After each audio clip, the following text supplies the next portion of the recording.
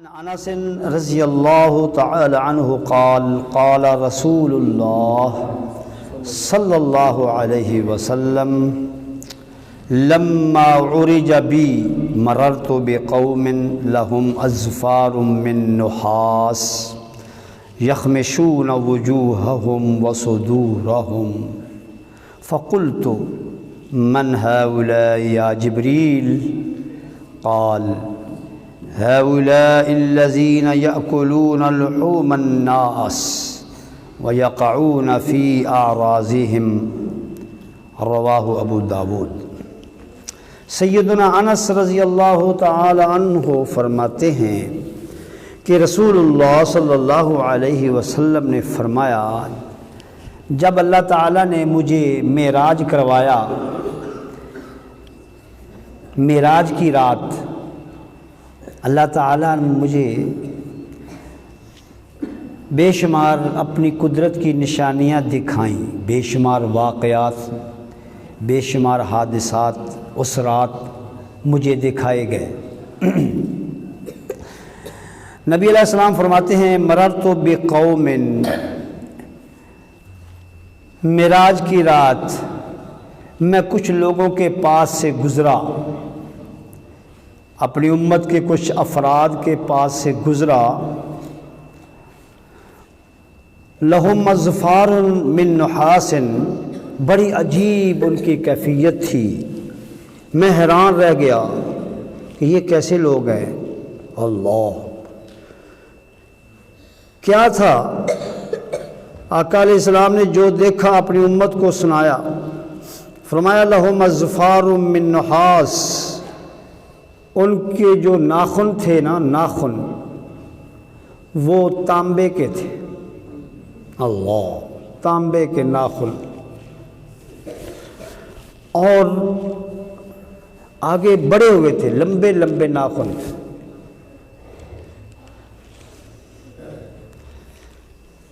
اللہ، یہ ناخن ویسے تیز ہوتا ہے، یہ چمڑے کو پھاڑ دیتا ہے اگر لگ جائے تو، لیکن یہ جو ناخن ہے اگر تانبے کا بن جائے تو اندازہ کیجیے کتنا خطرناک ہوگا۔ ان کے ناخن تانبے کے تھے، اور وہ کیا کر رہے تھے؟ یخمشون وجوہہم وصدورہم، اپنے چہروں کا گوشت نوچ رہے تھے، چمڑا ادھیڑ رہے تھے، اپنے ناخنوں کے ساتھ اپنے چہرے کا چمڑا جو تھا نا اس کو چھید رہے تھے۔ اللہ، اپنے ہی ناخنوں کے ساتھ، اپنے ہی ہاتھوں کے ساتھ اپنے چہرے کا گوشت، چمڑا ادھیڑ رہے تھے۔ وصدورہم، پھر اپنے سینوں کا جو تھا نا چمڑا اس کو ادھیڑ رہے تھے ناخنوں کے ساتھ، اپنا سینہ جو ہے۔ اللہ اکبر، بڑی عجیب کیفیت تھی، ساتھ ساتھ چیخو پکار کر رہے تھے، رو رہے تھے، واہ ویلا کر رہے تھے۔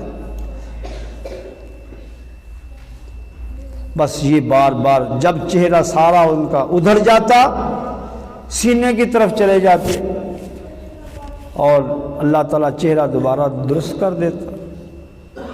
سینہ جب اپنا ادھیڑ دیتے، اوپر سے چمڑا کھینچ دیتے، ہڈیاں نظر آنے لگتی، تو پھر چہرے کی طرف آ جاتے، اپنا ہی چہرہ، اپنا ہی سینہ، اپنے ہی ناخنوں کے ساتھ، اور وہ تانبے کے ناخن، اوہ ہوئے، کتنی سخت تکلیف اور کتنا سخت عذاب۔ فقلت، تو میں نے کہا، من ہؤلاء یا جبریل، میرے ساتھ جبریل امین تھے علیہ السلام، جو مجھے معراج کروا رہے تھے، میرے ساتھ ساتھ جا رہے تھے۔ میں نے جبریل امین سے پوچھا، من ہؤلاء، یہ کون لوگ ہیں؟ اوہو، یہ کون بدبخت ہیں؟ ان کا جرم کیا ہے؟ ان کی غلطی کیا ہے؟ تو جبریل علیہ السلام نے جواب دیا، ہؤلاء الذین یأکلون لحوم الناس، یہ وہ لوگ ہیں جو دنیا میں لوگوں کا، اپنے مسلمان بھائیوں کا گوشت کھاتے تھے۔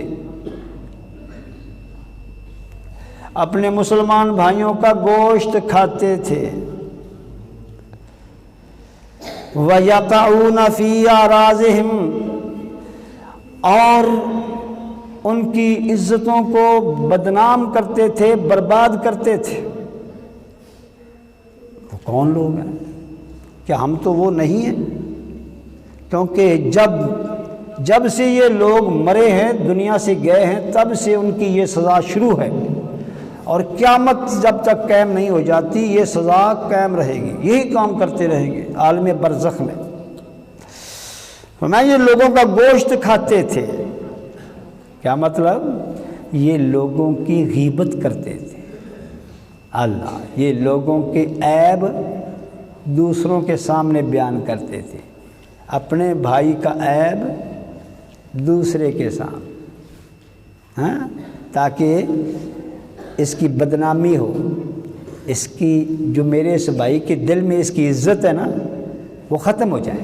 اللہ، ہمایا کہ یہ کلمہ پڑھتے تھے، نمازیں پڑھتے تھے، روزے رکھتے تھے، یہ حجی نمازی تھے، تسبیح پھیرتے تھے، اللہ اللہ کرتے تھے، لیکن جرم کیا تھا؟ لوگوں کا گلہ کرتے تھے، کبھی کسی مولوی کی بات، کبھی کسی پڑوسی کی بات، کبھی کسی دوست کی بات، بس جس سے لڑائی ہوگی، جھگڑا ہو گیا، اس کی تو غیبت ہی غیبت ہے نا، اس کا ہر اچھا وصف بھی وہ برا بن جاتا ہے۔ تو فرمایا جب سے یہ مرے ہیں ان کو یہی سزا ملتی رہے گی، قیامت تک یہ سزا ملتی رہے گی۔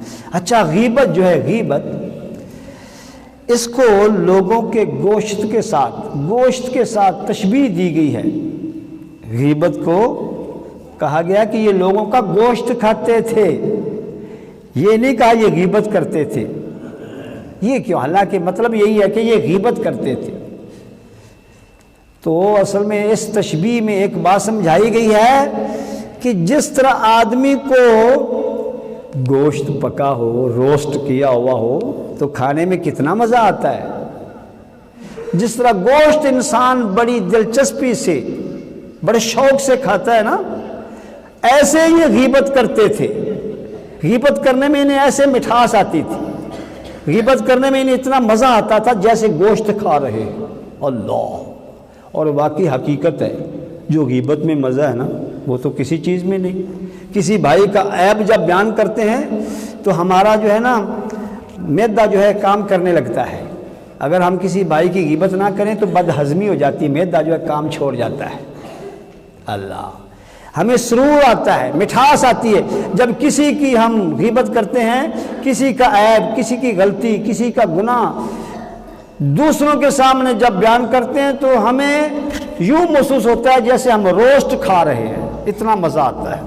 اسی لیے نبی صلی اللہ علیہ وسلم نے غیبت کو گوشت کے ساتھ تشبیہ دی ہے کہ ان کو جیسے گوشت کھانے میں مزہ آتا تھا ویسے ہی غیبت کرنے میں ان کو مٹھاس آتی تھی۔ اللہ تعالی ہمیں اس بیماری سے محفوظ فرمائے۔ یہ نمازیں، یہ روزے، یہ تہجدیں، یہ وہابی ہونا، اہل حدیث ہونا، اہل سنت ہونا کام نہیں آئے گا اگر ہمارے اندر یہ بیماری رہی اور اسی طرح مر گئے تو پھر اس عذاب سے ہمیں کوئی بچانے والا نہیں ہے۔ وآخر دعوانا ان الحمد للہ رب العالمین۔